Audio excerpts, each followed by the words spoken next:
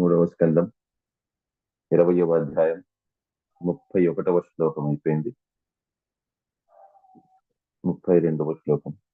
ఇప్పటిదాకా మనం చూసింది ఏంటి అని అంటే, బ్రహ్మగారు మళ్ళీ కూడా సృజన స్టార్ట్ చేశారు. సో హిరణ్యాక్షుని యొక్క దండన విధించడం అయిపోయింది. హిరణ్యాక్షుడు సంహరించబడ్డారు. సో అందరూ దేవీ దేవతలు అనుకున్నారు, ఇంక్లూడింగ్ బ్రహ్మ. అతను అనుకున్నది ఏంటి అని అంటే ప్రళయం వచ్చేసింది అని అనుకున్నారు. సో ఇప్పుడు అడుగుతున్నారనమాట ఋషులు మునులు అందరూ కూడా నైమిషారణ్యంలోని. సో నెక్స్ట్ ఏం జరిగింది? సో వైవస్వత మను, స్వయంభువ మను నెక్స్ట్ ఏం చేశారు అని చెప్పని అడిగారు. బ్రహ్మగారు ఏం చేశారు అని. సో ఇప్పుడు ఏంటి అని అంటే బ్రహ్మగారు క్రియేషన్ గురించి చెప్తున్నారు. మళ్ళీ సృజన అనేది జరిగింది. సో సృజన జరిగేటప్పుడు బ్రహ్మగారు కొంతమందిని ఒక 5 రకాల దీనితోని వారిని అజ్ఞాన అంధకారాలతోని వారిని సృజన చేయడం అనేది స్టార్ట్ చేశారు. తామిశ్రము, అంధతామిశ్రము, మోహము. సో ఆ రకంగా 5తోని సృజింపజేశారు. సృజింపజేసిన తర్వాత వారికి వారి ఓన్ క్రియేషన్ మీదనే ఘృణ కలిగింది.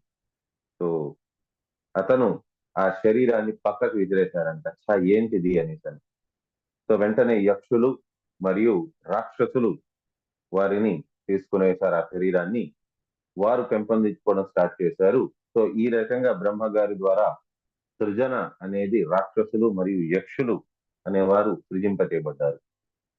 సో సృజింపజేయబడిన తర్వాత వారే వచ్చి బ్రహ్మగారి దగ్గర అంటున్నారంట, అతన్ని విడిచిపెట్టవద్దు, అతన్ని సంహరించండి అని అంటున్నారంట.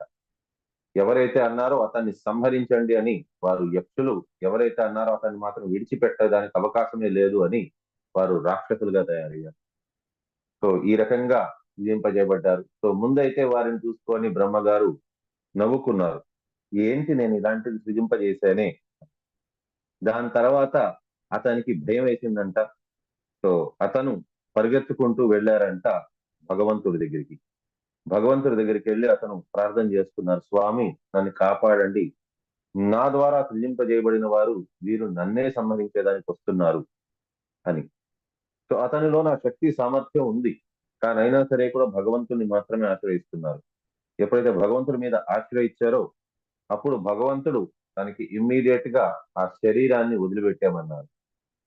సో మనకి విశ్వనాథ్ చక్రవర్తి ఠాకూర్ చెప్పేది ఏంటి అని అంటే, శరీరం విడిచిపెట్టడము అని అంటే అతను తన స్థూల శరీరాన్ని విడిచిపెట్టలేదు, తన సూక్ష్మ శరీరం అంటే మానసిక ఆలోచన, ఏ ఆలోచనతోనైతే అతను ఏ ఆలోచనని అతను ధరించి వారిని సృజింపజేశారో ఆ ఆలోచనని అంటే ఆ సూక్ష్మ శరీరాన్ని అతను విడిచిపెట్టామన్నారు. ఆ సూక్ష్మ శరీరాన్ని అతను అక్కడికక్కడే విడిచిపెట్టేశారు. విడిచిపెట్టిన దాని వల్ల, బ్రహ్మగారు విడిచిపెట్టిన సూక్ష్మ శరీరం వల్ల అది ఒక సాయం సంధ్య వేళ రూపంలోని అది అవతరించింది. సో ఇక్కడ ఆ సాయం సంధ్య గురించి చెప్తున్నారనమాట. తన శారీరక సంరచన ఏ రకంగా ఉండింది, ఆ సాయం సంధ్యని రాక్షసులు అసురులు వారు ఏ రకంగా దాన్ని భావించారు అనేది ఇప్పటిదాకా మనం చర్చించుకున్నాం. సో ఇప్పుడు ఆ సాయం సంధ్యని ఏ రకంగా ఈ రాక్షసులు అసురులు దాన్ని ఏ రకంగా దాన్ని అంటే కీర్తిస్తూ వారు కీర్తనలు చేస్తున్నారు అనేది ఇక్కడ చూద్దాం. 3వ స్కందం 20వ అధ్యాయం 32వ శ్లోకం. ఓం నమో భగవతే వాసుదేవాయ.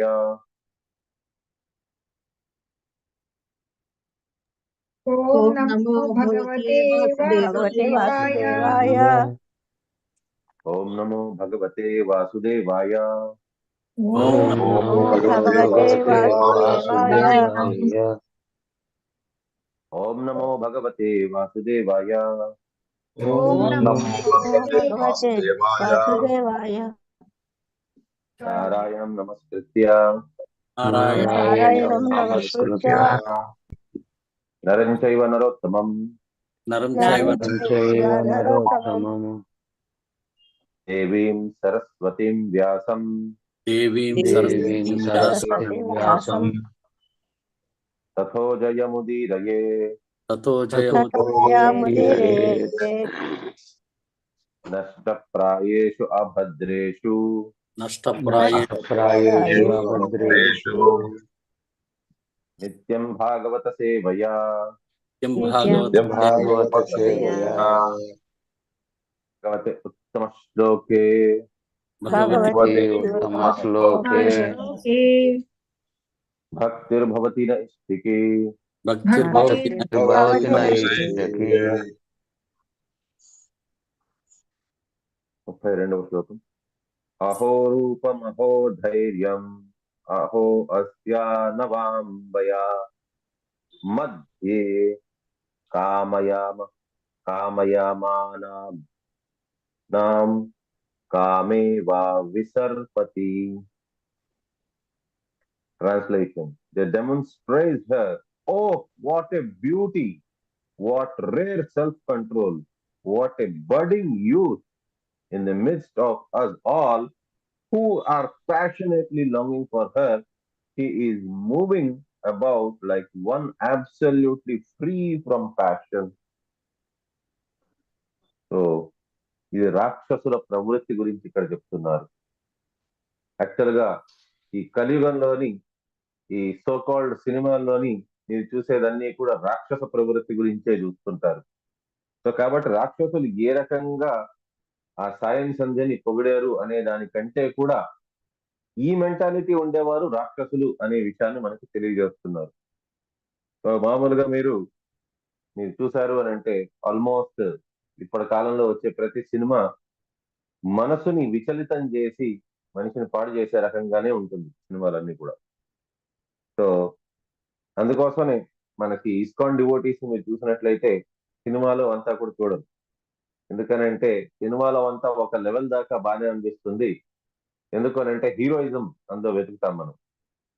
ఎవరో ఒకరు వచ్చి హీరోయిజం చూపించాలి అని. యాక్చువల్ గా మనుషులు ఎవరైనా సినిమా చూసేది అందుకోసం. కానీ ఒరిజినల్ హీరో కృష్ణుడు. మిగతా వాళ్ళంతా కూడా కేవలం అది డూప్స్ అదంతా కూడా. బట్ ఒరిజినల్ హీరో ఎవరైతే నిజంగా శక్తి, సామర్థ్యం, తెలివితేటలు, వైరాగ్య భావం, అందము, ఐశ్వర్యము అన్నీ ఉన్నవారు కృష్ణుడు. కాబట్టి అతని శక్తి సామర్థ్యాలు, అతని స్టోరీస్ మనం విన్నాము అని అంటే కృష్ణ బుక్ అందుకోసమని శ్రీల ప్రభుపాదుల వారు పడుకునే ముందు రికమెండ్ చేస్తారు. సో కృష్ణ బుక్ చదివినా, శ్రవణం చేసినా మనకేంటంటే కృష్ణుడి యొక్క హీరోయిజం అంతా కూడా మనకు తెలుస్తుంది. ఏ రకంగా నిజంగా అతను ఇంతమంది శత్రువులందరినీ కూడా సంహరించారు, రాక్షసుల్ని, అసురుల్ని సంహరించారని. సో అతని యొక్క హీరోయిజం గురించి మనకు తెలుస్తుంది. మనం ఏదైతే సినిమాల్లో వెతుకుతున్నామో అదంతా కూడా యాక్చువల్ గా కృష్ణుడిలో ఉన్నది ఒరిజినల్ గా. కానీ అన్ఫార్చునేట్ థింగ్ ఏమంటే ఇవాళ కాలంలో కృష్ణుడి గురించి ఎవరికి వినాలని లేదు. సో ఊరికనే కల్పితమైన ఆ కథల్ని వారు సినిమా రూపంలో చూడాలనుకుంటారు. సో సినిమాల్లో చూపించేది ఇంకోటి ఏంటి, ఓహో ఏమి సౌందర్యం, అందం నీది అనుకుంటూ, లేకపోయిందా నీకు యవనము నీలోని కనిపిస్తోంది అన్నట్టుగా ఆ రకంగా మాట్లాడతారు. సో అది ఇక్కడ చెప్పబడుతోంది రాక్షసులు మాట్లాడే మాటలు. సో అసురులు ఈ రకంగా సాయం సంధ్యని వారు పొగుడుతున్నారన్నమాట, మెచ్చుకుంటున్నారు. అహో ఏం అందము నీది. సో ఇది అందము చాలా అరుదైనది కదా, మరి నీకు ఆ యూత్ అంటే నీలోని యవనం అనేది కనిపిస్తోంది అని అంటున్నారు. సో అంటే కామంతోని వారికి ఎంత కామం ఉన్నది అని అంటే వారు ప్రతిదీ కూడా వారికి ఆ రకంగా కనిపిస్తోంది. కామం దృష్టితోనే చూస్తున్నారు. In the midst of all who are passionately longing for her. మేమంతా కూడా నీ కోసమని ఎంతో ఆతృతతో ఎదురు చూస్తున్నాము. నువ్వు మాత్రం ఎవరితోని కూడా అంటే ఏ ఒక్కరి మీద వ్యామోహం లేకుండా నువ్వు ఉన్నావు అన్నట్టుగా సాయం సంధ్యని వారు పొగుడుతున్నారు. అందుకోసమే చూడండి ఇవాళ కాలంలోని ప్రతి ఒక్కరికి కూడా సాయం సంధ్య వేళ వచ్చేసరికి వారు ఏదో ఒక రకంగా ఎంజాయ్ చేద్దామా అనే భావనతో ఉంటారు. ఎందుకు సాయం సంధ్య వేళల్లోని వారు ఎంజాయ్ చేయాలనుకుంటారు?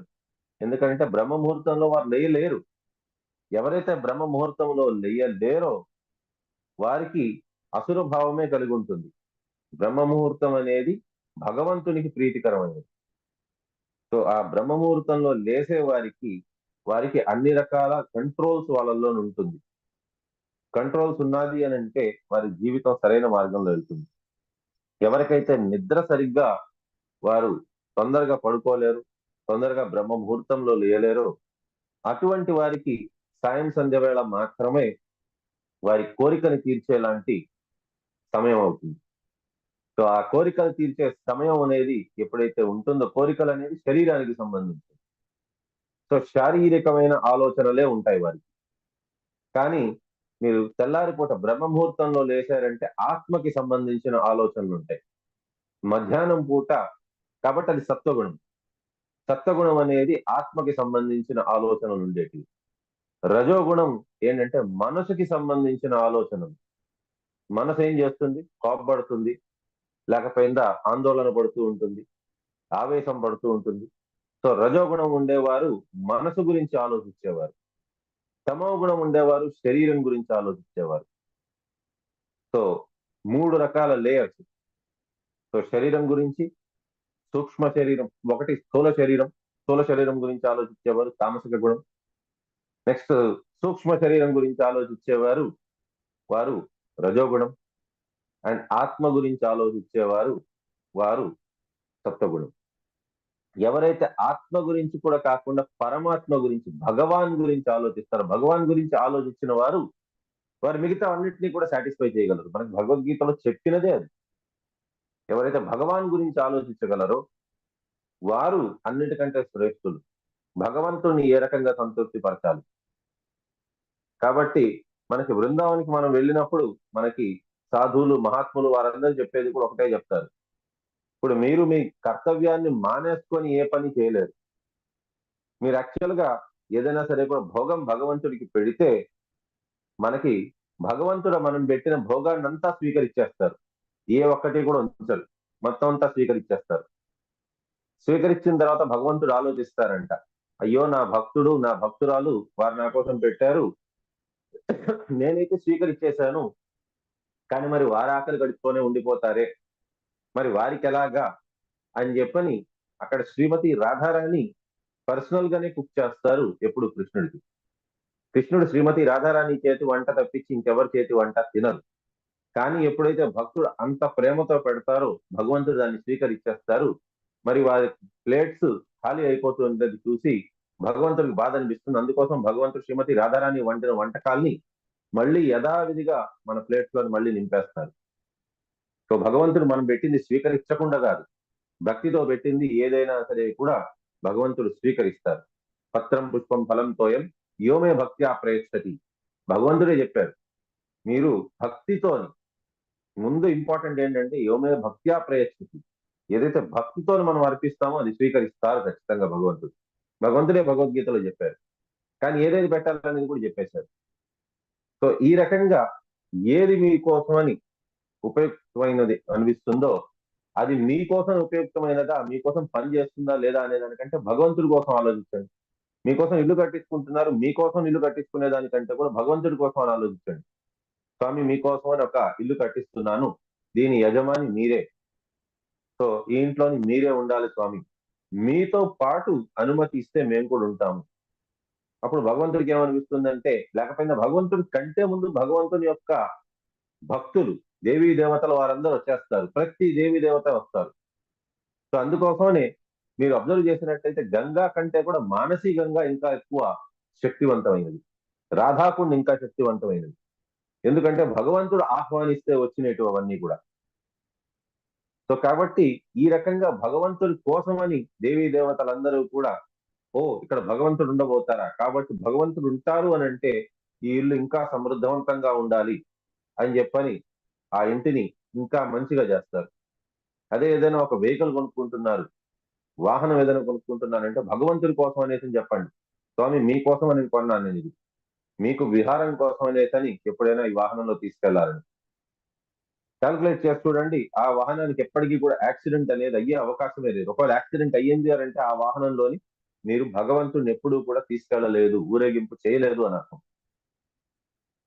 సో ఈ రకంగా భగవంతుడి కోసం అనేసి మీరు ఏదైనా చేశారు అని అంటే మాత్రం మీకు అది ఎప్పటికీ కూడా మంచే జరుగుతుంది. సో కాబట్టి ఈ రకంగా మీరు ఏది చేసినా, ఏది మీరు తినాలనుకున్నా, మీరు అది భగవంతుడి కోసం అనేసి చేయండి. సో ఈ రకంగా భగవంతుడి కోసం చేస్తే భగవంతుడు కంటే కూడా ముందు భగవంతుని యొక్క భక్తులు, ఇతర దేవీ దేవతలు వారు దానికి ఉపద్రవం కానియకుండా కాపాడతారు. సో శరీరానికి ఏం జరగగలదు? ఏమీ జరగలేదు. సో కాబట్టి మనకి ఎప్పటికైనా సరే కూడా ముఖ్యంగా మనం చేయాల్సింది ఏంటంటే తెల్లారి పూట లేయడం. అక్కడ ఇంటెంట్ కూడా చూపించేస్తుంది మనిషి యొక్క వారి ఉద్దేశం, మనిషి యొక్క లక్ష్యం ఏంటి అనేది వారు లేసేదాన్ని బట్టి, పగలపూట బ్రహ్మ ముహూర్తంలో వారు లేయగలుస్తున్నారా లేదా అనే దాన్ని బట్టే వారి యొక్క నడవడిక అంతా తెలిసిపోతుంది. ఎవరైతే బ్రహ్మ ముహూర్తంలో లేయగలరో వారి చరిత్ర స్పాట్లెస్ లాగా ఉంటుంది. ఎవరైతే బ్రహ్మ ముహూర్తంలో లేయలేరో వారికి సాయం సంధ్య వేళ పట్లనే వారికి ఎక్కువ ఆసక్తి కలిగి ఉంటుంది, అసుర భావమే ఉంటుంది. సో ఇక్కడ అసురుల గురించి యాక్చువల్ గా మనకి తెలిసేలాగా చేశారు. సో మళ్ళీ ఈ అధ్యాయంలోని కొన్ని శ్లోకాలు మనకి దైవ అసుర సంపద విభాగ యోగాన్ని మళ్ళీ మనకి గుర్తు చేయిస్తున్నారు. 33వ శ్లోకం. వితర్క్యాంతో బహుధా తాం సంధ్యాం ప్రమాదకృతిం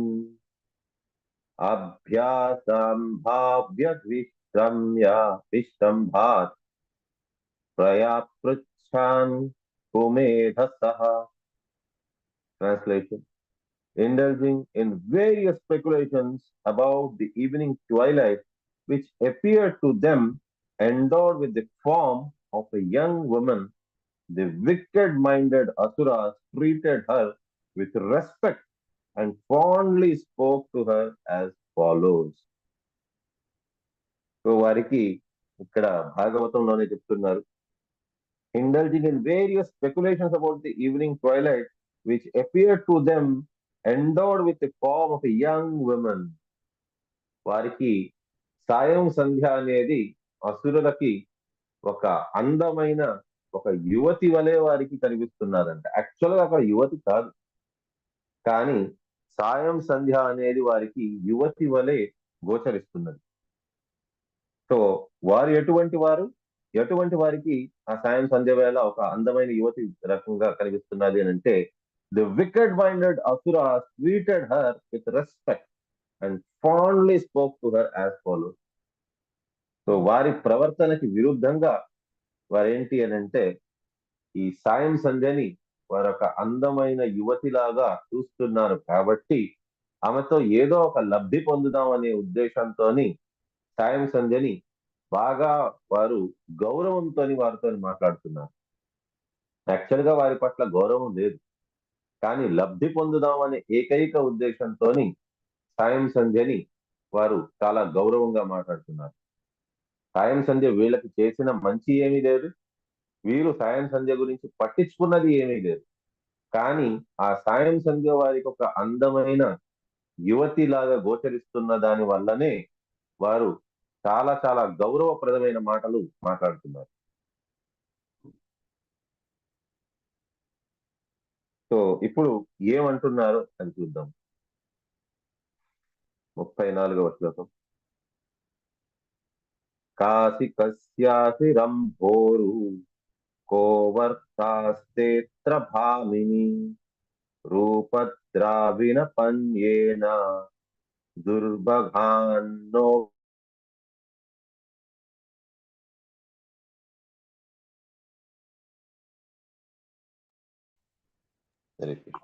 హరే కృష్ణ. ఇవి మీనింగ్స్ అనువాదము భాష్యం ఓకే చదివించండి ప్రభు. ఓకే ప్రభు. హైమావతి మాతాజీ మీనింగ్స్ అనువాదం చెప్పించండి మాతాజీ.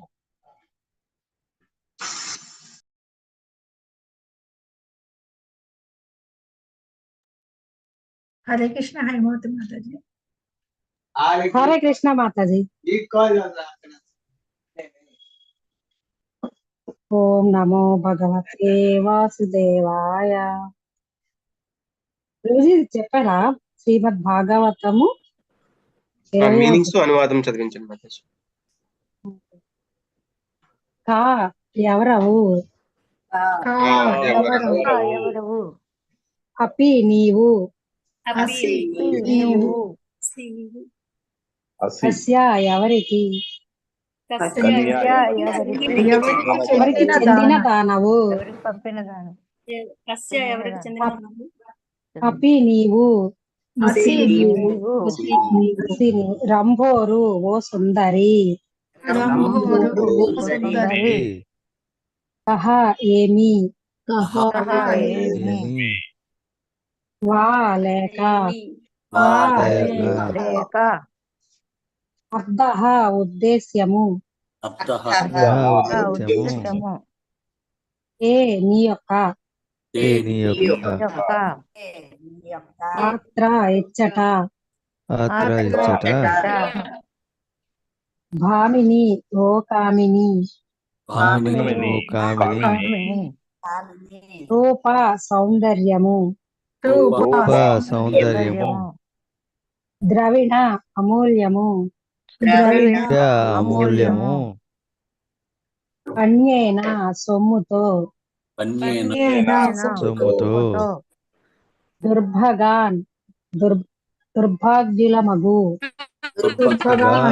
భాగ్యమునగు నహ మమ్ము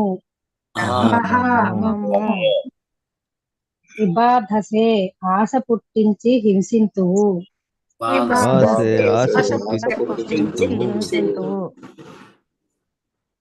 అనువాదం. ఓ సుందరి, నీవెవరవు, ఎవరి భార్యవు లేదా తనయవు?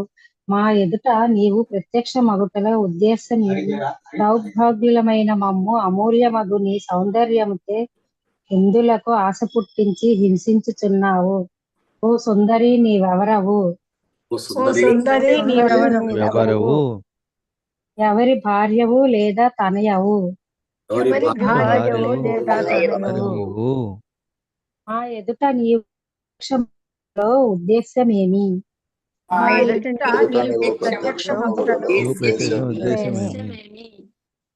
దుర్భాగ్యులమైన మమ్ము అమూల్యమగు నీ సౌందర్యముచే ఎందులకు ఆశ పుట్టించి హింసించుచున్నావు?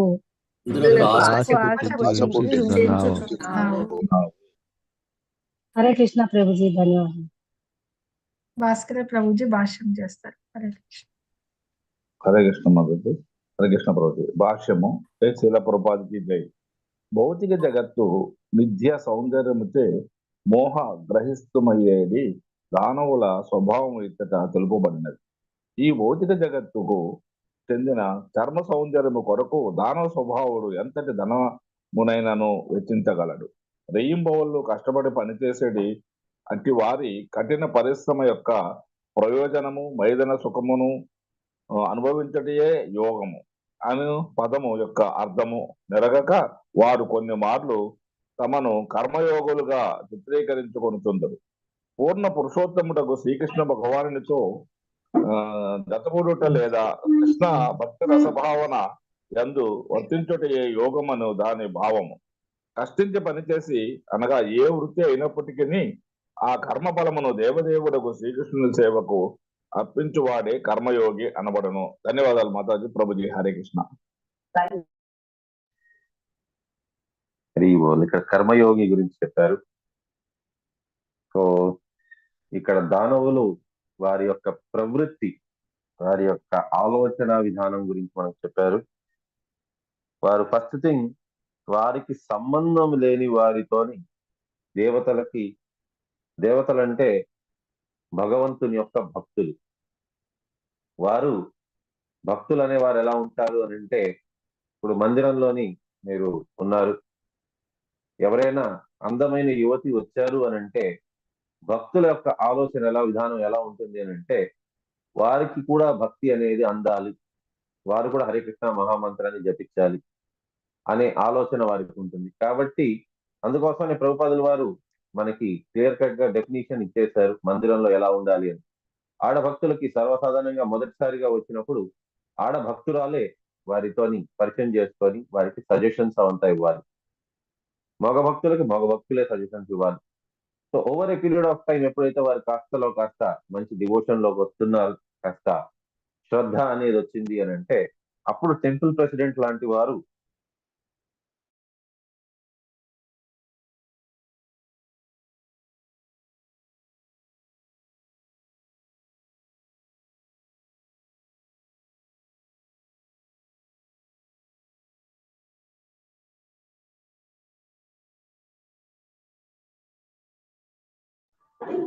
హరే కృష్ణ.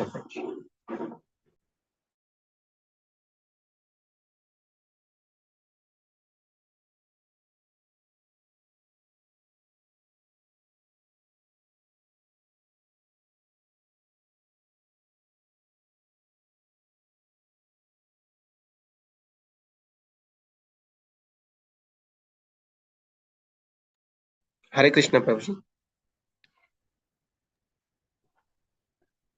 కాల్ వచ్చిందేమో ప్రభుజీ. అవునవును ప్రభుజీ. ఓకే, హరే కృష్ణ.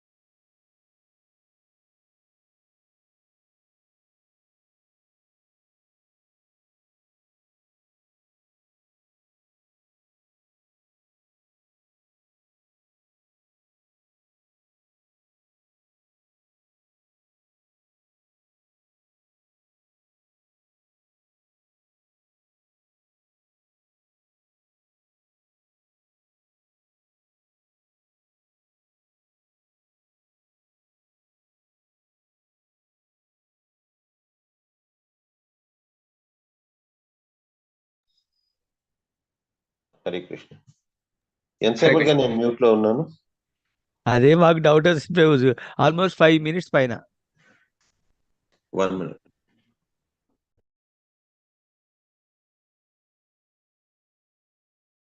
కృష్ణ. హరే కృష్ణ ప్రభుజీ. ఎంతసేపుగా నేను మ్యూట్ లో ఉన్నాను? ఇందాక నాకు వాయిస్ రాలేదు. ఒక 2 minutes అవుతుంది ప్రభుజీ.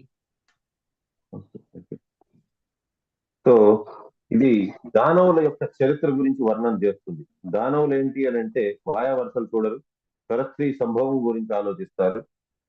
సో అది మానుకోవాలి. సో అది మానుకోవాలి అని అంటే చరిత్ర అనేది ప్రాపర్ గా ఉండగలగాలి. సో చరిత్ర అనేది ప్రాపర్ గా ఉండాలి అని అంటే మనకి రామాయణంలో చెప్పింది చరిత్ర ఎలా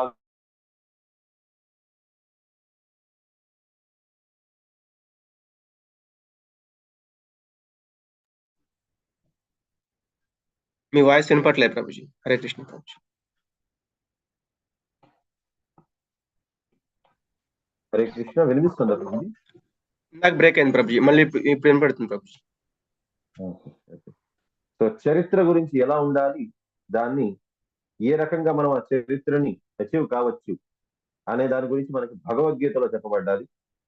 దాని examples various people the various చరిత్ర ఎలా ఉంటుంది అనేది మనకు కళ్ళకు కట్టినట్టుగా మనకి శ్రీమద్ భాగవతంలో చెప్తున్నారు. సో ఇక్కడ వారి గురించి చెప్తున్నారనమాట. సో ఒక్కొక్కరి యొక్క మెంటాలిటీ ఎలా ఉంటుంది అనేది. సో వీరు రాక్షసులు వారేంటి అని అంటే వారు ఒక్కొక్కరి యొక్క చరిత్ర ఎలా ఉంటుంది అనే దాని గురించి చెప్తున్నారు. రాక్షసులు లేక అసురుల యొక్క చరిత్ర ఎలాగంటే వారు పరస్త్రీని గాని లేకపోయినా వారికి సంబంధించినది కాకపోయిన దాన్ని కూడా వారిదే అని వారు భావిస్తారు. ఇది నాకు సంబంధించింది, ఇది ఈశ్వరోహం అహం భోగి అని అనుకుంటారు. సో వారే ప్రతిదాన్ని భోగించాలి అని అనుకుంటారు. పరస్త్రీని చూసినా సరే కూడా ఆ పరస్త్రీ కూడా నా కోసమనే పుట్టింది అనే భావనతో ఉండేవారు అసురులు. కానీ వారి కోసం ఏదున్నాదో అది మాత్రమే ఈశావస్యమిదం సర్వం యత్కించిత్ జగదత్యం జగత్తేన త్యక్తేన భుజితమాగృతకస్యధనం. భగవంతుడు ప్రతి ఒక్కరి కోసం అని వారికి అనుకూలమైనటిది సృజింపజేశారు. వారికి ఏదైతే వారికి అవసరం ఉందో అది భగవంతుడు సృజింపజేశారు. అది వారు తాందాకనే వారు వాడుకోవాలి. ఏదైతే వారికి సంబంధించింది కాదో అది వారు వాడుకోవాల్సిన అవసరం లేదు. ఇది భక్తుల యొక్క లక్షణం. ఇప్పుడు ఇంకొకటి మీరు చూశారు అని అంటే ఇన్సెంటివ్స్, ఇంక్రిమెంట్స్ అలాంటివన్నీ కూడా కంపెనీస్ లోని వాటిలోని బిజినెస్ లోని ప్రాఫిట్స్, ధనం అతిగా సంపాదించారు అని అంటే వారేమనుకుంటారంటే నేను చాలా కష్టపడ్డాను, ఎంతో కష్టపడ్డాను, నేను ఇంత కష్టపడ్డాను కాబట్టి నాకు ఎంత వస్తుంది. కాబట్టి వచ్చిన డబ్బులతోని ధనంతోని వారు ఏం చేస్తారు, మళ్ళీ వారు కామోపభోగార్థం దాన్ని ఉపయోగిస్తారు. వారి కామంని తీర్చుకునే దానికోసం, వారి ఇంద్రియ భోగాన్ని తీర్చుకునే దానికోసం అని వారు ఆ ధనం కొద్దిగా ఎక్కువ డబ్బులు రాగానే ఆ ధనంతోని వారు వారి సుఖ సంతోషాల కోసం అనేసి వారు ఆలోచిస్తారు. పెద్ద ఇల్లు, ఇంకొద్దిగా పెద్ద కారు, లేకపోయినా ఇంట్లోని ఇంకా వసతులు పెంచుకుందాం, ఏ రకంగా ఇంద్రియ భోగాన్ని వారు పెంచుకుందాము అనే ఆలోచనలో ఉంటారు. సో ఇది వీరందరూ ఏమనుకుంటారంటే వారు ఎంతో కష్టపడుతున్నారు, ఎంతో పని చేస్తున్నారు, వారు కర్మయోగి అని వారు అనుకుంటారు. కానీ యాక్చువల్ గా కర్మయోగి అని అంటే ఎవరు?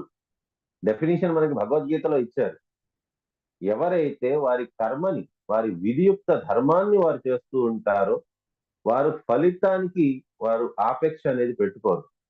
నాకు లబ్ధి దొరుకుతుంది, లేకపోయిందా నేను దాంట్లో ఓటమి పాలవుతాను అనే ఆలోచన లేకుండా వారు ఏదొచ్చినా సరే కూడా వారు భగవంతుని యొక్క వరప్రసాదం లాగా దాన్ని స్వీకరిస్తారు. దాని వారి యొక్క ధర్మము లాగా వారు దాన్ని ట్రీట్ చేస్తూ వారు కర్మని చేస్తారు. అండ్ అంతేకాదు, మోస్ట్ ఇంపార్టెంట్ పార్ట్ 2 ఉంది. పార్ట్ 1 వారు భగవంతుని యొక్క కృపలాగా అన్ని చేస్తారు. కానీ పార్ట్ 2 ఏంటంటే దాని వల్ల వచ్చిన లబ్ధిని కూడా భగవంతుడికే వారు అర్పించేస్తారు, భగవంతుడికే సమర్పించుకుంటారు. అండ్ ఒకవేళ దాని వల్ల వారికి ఫెయిల్యూర్ వచ్చినా సరే కూడా స్టిల్ ఉత్సాహాత్ నిశ్చయ ధైర్య తత్కర్మ ప్రవర్తన సంఘత్యాగ సతో వృత్తి తద్వీర్ భక్తి ప్రసిద్ధ్యతి. సో ఉత్సాహం స్టిల్ వాళ్ళలోని అదే రకంగా ఉంటుంది. భగవంతుడు ఏదో ఒక రకంగా మన చేత సంపూర్ణం చేయించలేదు ఈ కార్యాన్ని, కానీ పర్వాలేదు, భగవంతుడే అన్నిటికీ కూడా అధిపతి. కాబట్టి భగవంతుడే ఏదో ఒకటి చూస్తారు. నా చేత అయ్యేలాగా చేయించాలనుకున్నారంటే అది భగవంతుడే, నా చేత అయ్యేలాగా చేయించకూడదని అనుకుంటున్నారంటే అది కూడా భగవంతుడు ఏదో ఒక మాస్టర్ ప్లాన్ ఉండే ఉంటుంది. కాబట్టి భగవంతుడి చేతుల్లోనే వదిలేద్దాం అని ఆలోచించేవారు కర్మయోగులు. ఆ రకంగా కాకుండా నేను కష్టపడ్డాను, నేను చేస్తున్నాను, నా వల్లే జరుగుతోంది, నాకు ఇంత ఇవ్వబడ్డాది ధనరాశి లేకపోతే ఏదో ఒకటి, దీన్ని నేను నా ఇంద్రియ భోగార్థం నేను వాడుకోవాలి అని అనుకున్న వారు కర్మయోగులు అవ్వలేరు. సో ఇక్కడ శ్రీల ప్రభుపాదుల వారు కర్మయోగుల గురించి చెప్పున్నారు. 35వ శ్లోకం ఎవరైనా చదవాలంటే చదవండి.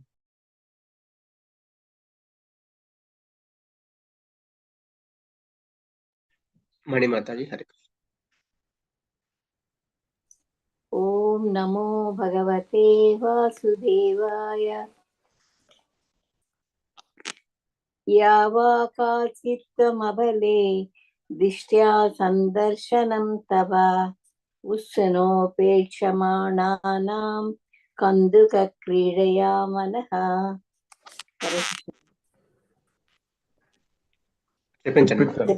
చెప్పించమంటారా ప్రభుజీ? చెప్పించండి మాతాజీ. యావాకాచిత్వం అబలే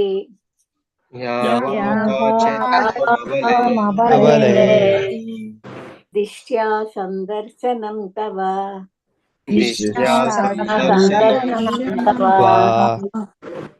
ఉత్సునోసి క్షమాణానాం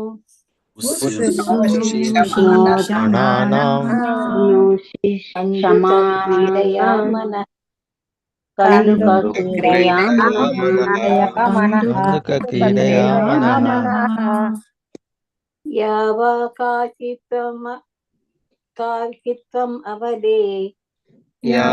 యావాకాచిత్వం అవలే దిష్ట్యా సందర్శనం తవ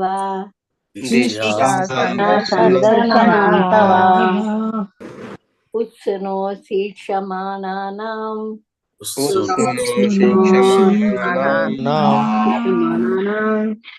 కందుక క్రీడయా మనః.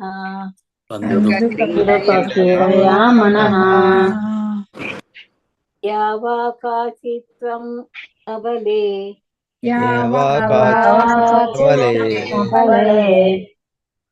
దిష్ట్యా సందర్శనం తవ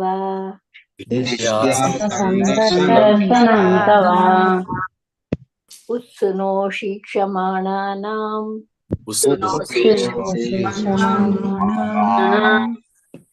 కందుక క్రీడయా మనః.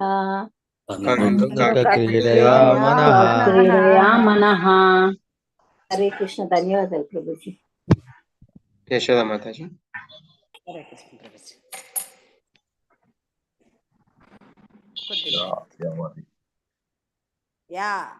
ఎవరి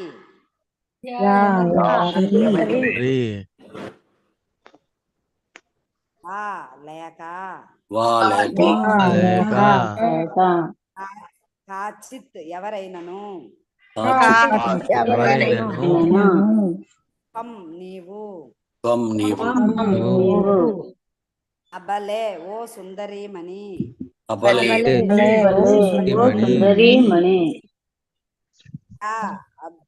అదృష్టవశమున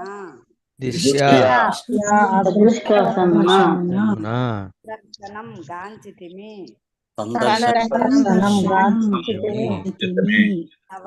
నన్ను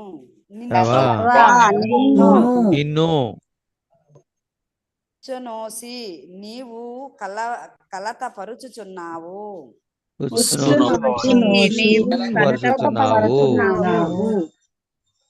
క్షమాణానాం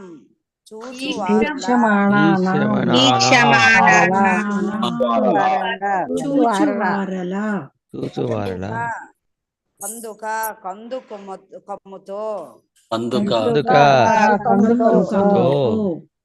క్రీడయా క్రీడించుచు క్రీడయా క్రీడించుచు మనః మనస్సును మనస్సును అనువాదం. ఓ సుందరీమణి, నీవెవరవైతేనేమి మా భాగ్యవంశమున నన్ను గాంచగలిగితివి నిన్ను గాంచగలిగితిమి ఆ నిన్ను కలిగితిమి కందుకముతో క్రీడించుచు నీవు చూచువారుల మనస్సులను కల్లోల పరిచితివి. ఓ సుందరీమణి, ఎవరవైతేనేమి మా భాగ్యవశమున కాంచగలిగితిమి నిన్ను కాంచగలిగితిమి కందుకముతో క్రీడించుచు నీవు చూచువారుల మనస్సులను కల్లోల పరిచితివి. హరే కృష్ణ ప్రభుజీ, ధన్యవాదాలు. సరళదేవి మాతాజీ హరే కృష్ణ భాషణ చేస్తారు. హరే కృష్ణ. ఓం నమో భగవతే వాసుదేవాయ. భాష్యము బై శ్రీల ప్రభుపాదుల వారికి జై. సుందరియగు స్త్రీ సౌందర్యమును గాంచుటకై దానవులు పలు విధములకు ప్రదర్శనలు ఏర్పాటు చేయుదురు. కందుకములతో క్రీడించు యువతిని వారు గాంచినట్లుగా ఇచ్చట తెలుపబడినది. కొన్ని మార్లు దానవ ప్రవృత్తి కలవారు టెన్నిస్ వంటి నామమాత్రపు క్రీడలను స్త్రీలకు ఏర్పాటు చేయుదురు.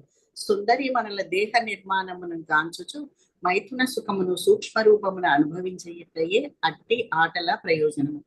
భౌతిక భోగమునకు చెందిన ఇట్టి దానవ ప్రవృత్తిని కొన్ని మార్లు కపటయోగులు సైతము ప్రోత్సహించుచుందురు. వివిధ రీతుల మైథున సుఖమును అనుభవించుటకు వారు జనులను ప్రోత్సహింతురు. ఏదేని ఒక కల్పిత మంత్రమును ధ్యానించుట ద్వారా 6 నెలలలో భగవానుడు కానవచ్చుననియు అదే సమయమున వారు ప్రచారము కావింతురు.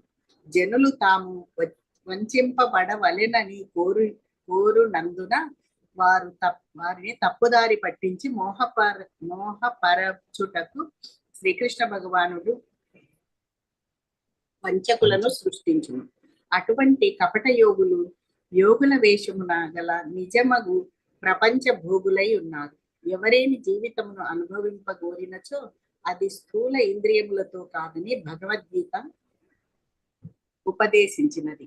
రోగగ్రస్త స్థితిలో ఉన్నప్పుడు సాధారణముగు భోగము నుండి దూరముగా ఉండమని రోగికి అనుభవజ్ఞుడైన వైద్యుడు సలహా ఇచ్చును. రోగి అయిన వాడు దేనిని అనుభవింపజాలడు. రోగము నుండి బయటపడుటకు అతడు తన భోగాభిలాషను అదుపు చేసుకొనవలెను.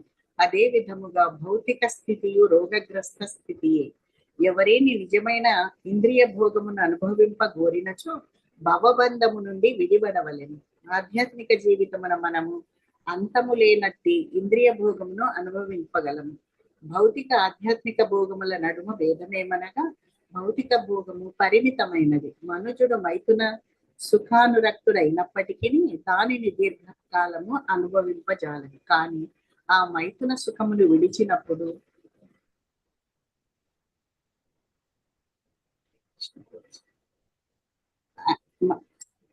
విడిచినప్పుడు అతడు పరిమితి లేనట్టి ఆధ్యాత్మిక జీవనమున ప్రవేశింపగలడు. బ్రహ్మ సౌఖ్యము అనగా ఆధ్యాత్మిక ఆనందము అనంతమైనదని శ్రీమద్ భాగవతము 5.5.1 నందు తెలుపబడినది. మూర్ఖ జీవులు భౌతిక పదార్థపు సౌందర్యముతోనే మోహితులై అది వసగిడి ఆనందమే సత్యమైనదని తలుతురు. కానీ వాస్తవమునకు అది నిజమగు ఆనందము కానే కాదు. హరే కృష్ణ ప్రభుజీ, ధన్యవాదాలు. హరే కృష్ణ.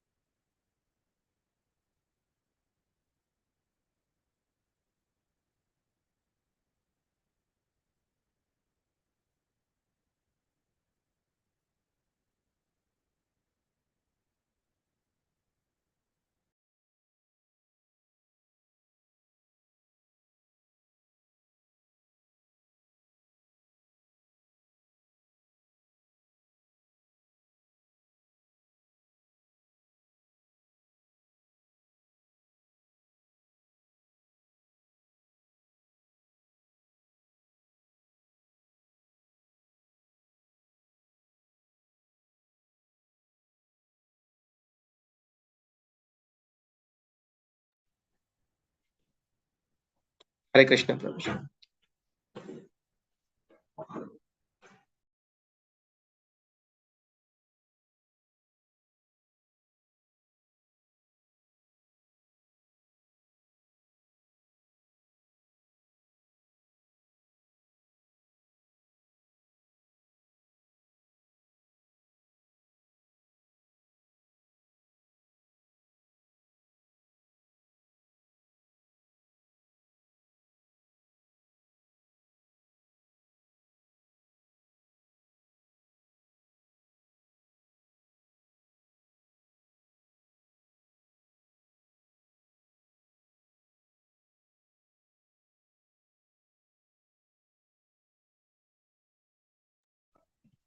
హరే కృష్ణ ప్రభుజీ.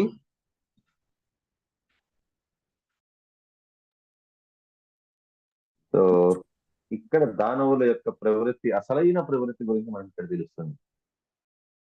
ఇంతదాకా వారు ఆ సాయం సంధ్య ఎవరైతే వారు ఆ సాయం సంధ్యని ఒక స్త్రీ రూపంలో చూశారో, ఆ రకంగా ఊహించుకున్నారో, వారు ఇప్పటిదాకా ఆ స్త్రీని ముందు చాలా గౌరవప్రదంగా అడిగారు. ఎవరి కూతురివి లేక ఎవరి భార్యవి, ఎంతో మోహితం చేస్తున్నావు మమ్మల్ని, ఎంతో అందంగా ఉన్నావని. సో ఇప్పటిదాకా కొద్దో గొప్ప గౌరవాన్ని చూపించారు. ఇప్పుడు ఆ గౌరవ మర్యాదలన్నిటినీ కూడా చెత్తబుట్టలో వేసేశారు. ఎవరైతే మాకేంటి, మా దృష్టికి కనిపించావు చాలు.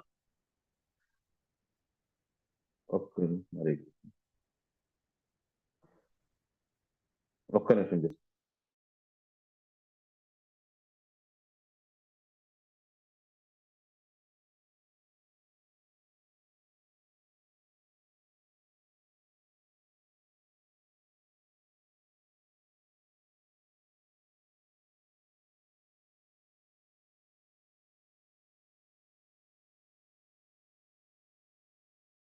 ఎవరి కూతురైనా అయిండొచ్చు, ఎవరి భార్య అయినా అయిండొచ్చు, కానీ మా దృష్టికి కనిపించావు అంత చాలు. మా దృష్టికి ఎవరైతే కనిపిస్తారో వారు మాకు సంబంధించిన వారు, మా భోగం కోసం అనేసని వారు తయారు చేయబడిన వారు. కాబట్టి అటువంటి వారు మాకు కావాలి అనే భావనతో ఉన్నారు. ఈ భావన రాక్షసులకి, అసురులకి మాత్రమే కలుగుతుంది.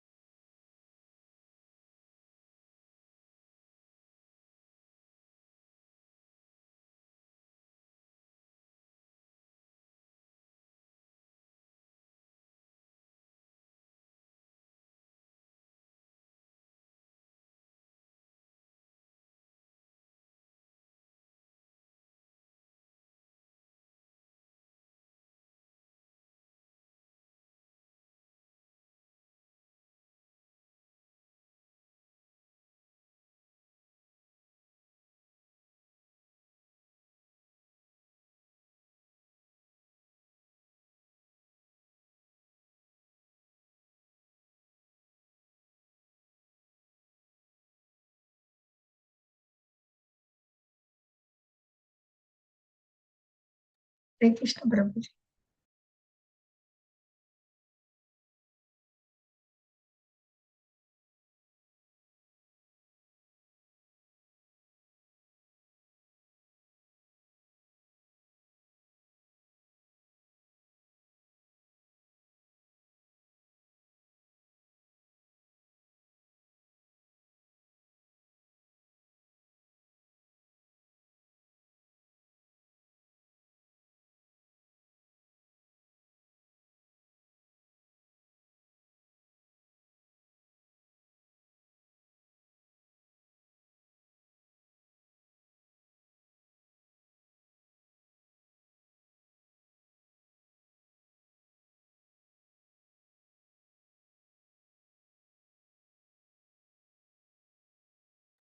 మ్యూట్లోకి వెళ్ళిపోయినట్టున్నారు ప్రభుజీ.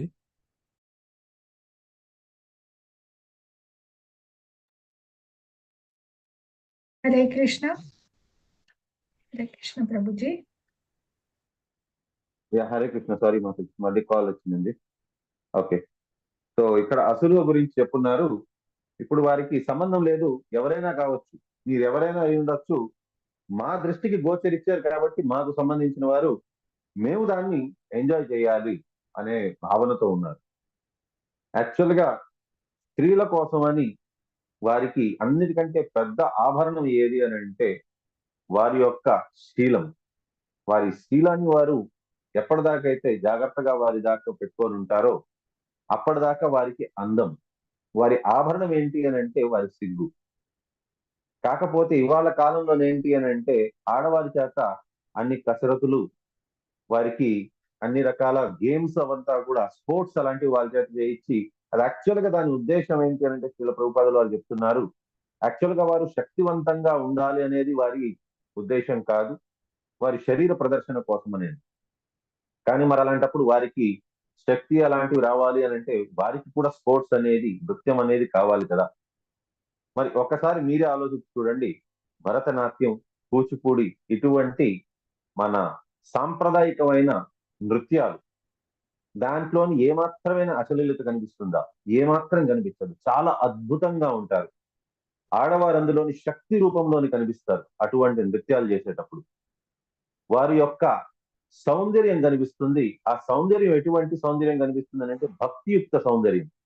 వారిని చూస్తే ఎవరైతే భరతనాట్యము లేకపోయిందా ఇటువంటి మన కూచిపూడి లాంటి మన సాంప్రదాయకమైన నృత్యాలు చేస్తారో వారిని రెండు చేతులు ఎత్తి వారిని నమస్కరించాలనిపిస్తుంది, వారి పాదాలకు నమస్కరించాలనిపిస్తుంది.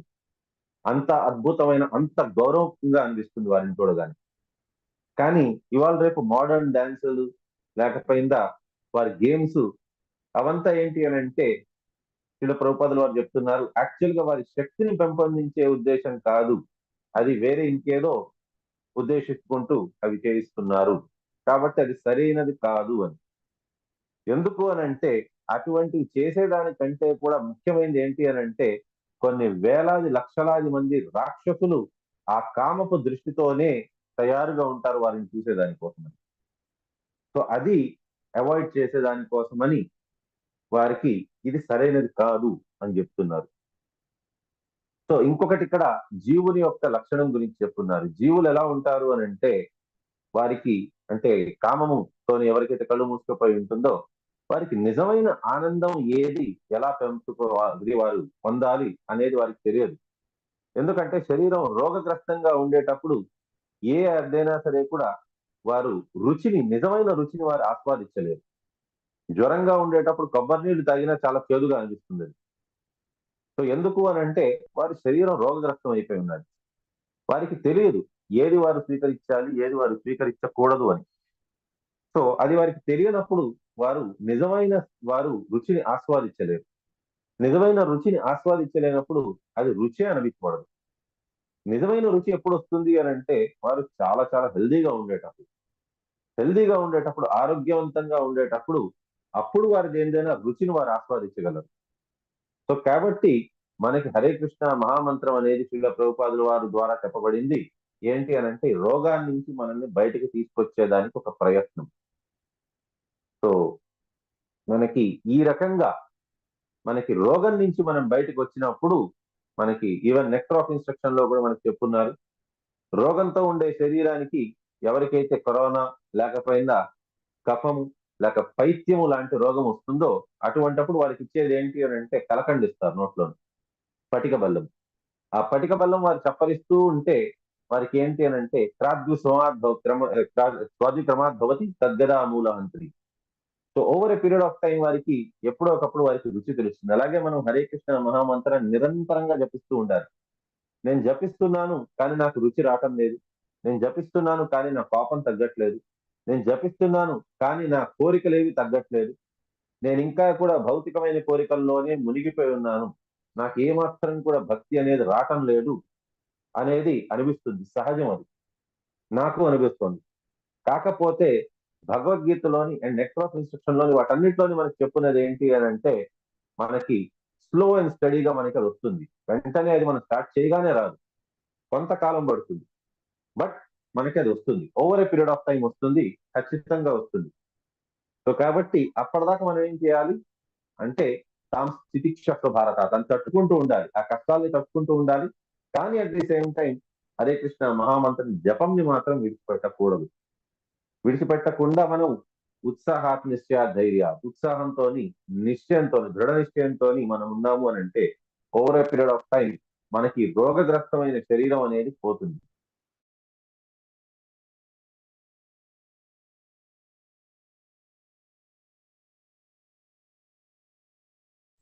హరే కృష్ణ. సో అప్పుడు రోగగ్రస్తం అనేది ఆ పరిస్థితి నుంచి మనం బయటకు ఒకసారి వచ్చామని అంటే అప్పుడు నిజమైన భక్తి అనేది మనకు వస్తుంది. అప్పుడు నిజమైన ఆనందం ఏంటి అనేది మనకు తెలుస్తుంది.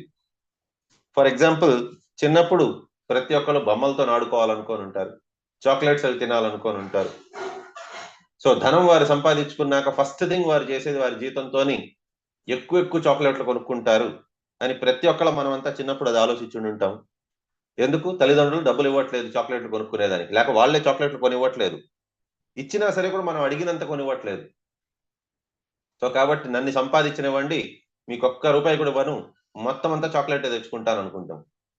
కానీ ఎంతమంది మీరు మొదటి జీతంతో మీరు చాక్లెట్లు కొనుక్కున్నారు? ఎవ్వరు కొనుక్కొని ఉండరు. ఎందుకు అని అంటే హయ్యర్ టేస్ట్ కి అలవాటు పడిన తర్వాత అప్పుడు ఈ చిన్నవంతా కూడా నేను దీనికోసం ఇంత పాకులాడుతూ ఉన్నాను అని అనిపిస్తుంది. అదే రకంగా ఎప్పుడైతే నిజమైన భక్తితో వచ్చిన తర్వాత వారికి ఎప్పుడైతే నిజమైన ఆనందం తెలుస్తుందో అప్పుడు వారికి కోరికలవంతా కూడా చాలా చిన్నగా చాలా అసహ్యంగా అనిపిస్తుంది అనమాట. దీనికోసం నేను ఇంతకాలం పాకులాడుతూ ఉన్నాను. సో ఆ స్టేజ్కి రావాలి అని అంటే నిజమైన భక్తి అనేది మనలోకి వచ్చి ఉండాలి. నిజమైన భక్తి అనేది అంత తొందరగా రాదు.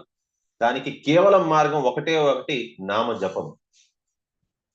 సో మనం ఇక్కడితోని విరామం తీసుకుందాం. రేపు